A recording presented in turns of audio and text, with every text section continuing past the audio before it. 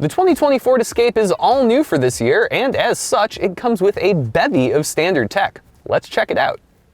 We'll start with the home screen, which is the first screen that pops up when you turn on the car. It allows you to see not one, but three things simultaneously. This car is equipped with embedded nav, so I'm able to get a small map on the left side in addition to whatever is playing on the radio on the right, and just below that, the status of your phone. Now, if you want to get to a specific page, say music or phone or nav or any of that stuff, you can click on each of the individual tiles on the home screen to get there. However, the most permanent way that you'll usually be dealing with this is on the lower dock, which offers quick access to your audio, phone, nav, and apps.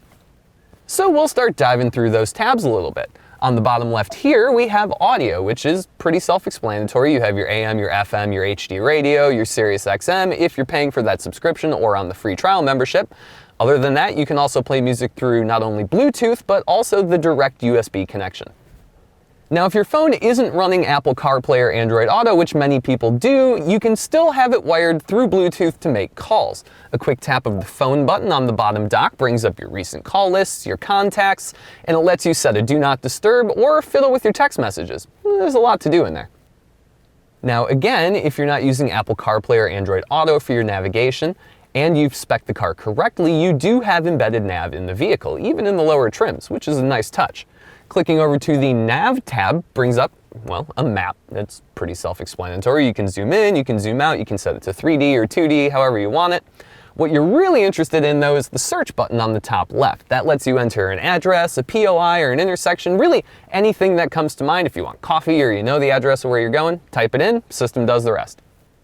Now, again, most of you might be using Apple CarPlay or Android Auto, and if that's the case and you have your phone plugged in, the fourth tab on the dock will say Apple CarPlay or Android Auto. If you don't have anything plugged in, however, there is a special kind of apps corner of Sync 3.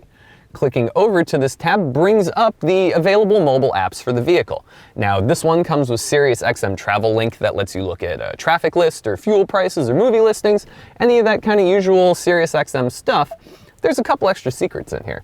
If you're not using Waze, again, through Apple CarPlay or Android Auto, there is Waze integration with the dashboard. You're able to pull that stuff up, so you still get your kind of personalized turn-by-turn experience without being forced to use Ford's system. That brings us to our last spot on the dock. At the bottom right is Settings, which is just about the most self-explanatory part of the car. Clicking that brings up a bevy of tiles that splits up the kind of various settings really nicely, so you don't really have to search too hard to figure out what you're looking for. If you need to do anything with driver assistance, what do you know? Hit the driver assistance tab. It's the only place to turn off your traction control as far as I can find. Otherwise, you can access pretty much any part of the car. You have vehicle settings, your Wi-Fi hotspot, 911 assist, or Android Auto or Apple CarPlay settings. Really, anything you need to change in the car is done right there. And that's it for the cabin tech in the 2020 Ford Escape. Don't forget to head to theroadshow.com to not only check out our full written review, but also our full review video.